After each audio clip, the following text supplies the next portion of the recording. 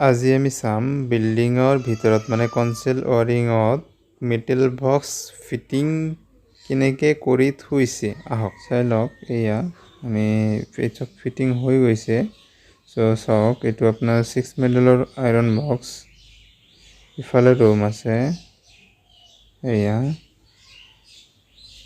এইটো আপোনাৰ 6 মডেল, এইটো জংচন বক্স 2 মডেল গিজাৰৰ কাৰণে আছে। এইটো 3 মডেল, এইটো আপোনাৰ 6 মডেল, ওপৰত 2 মডেল আছে।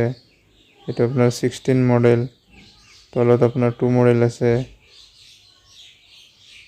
এইটো আপোনাৰ 3 মডেল, এইটো আপোনাৰ 8 মডেল,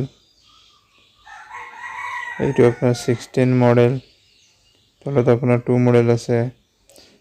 আপুনি যদি নাজানে যে কোনটো ৰুমত কেনেকুৱা আইৰণ বক্স লগাম, তো আমাক সুধিব, আমি জনাই দিম।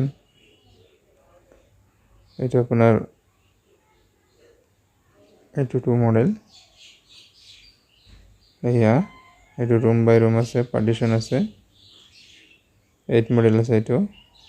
এইটো চাইডতো এইটো 8 মডেল আছে, ওপৰত 2 মডেল আছে। এইটো চাইডত নহয়, সেইটো চাইডত 2 মডেল আছে। তো চাই লওক, এইটো আপোনাৰ 16 মডেল, বাহিৰত ওলাই গ'লো এতিয়া। এয়া ইয়াতে আছে।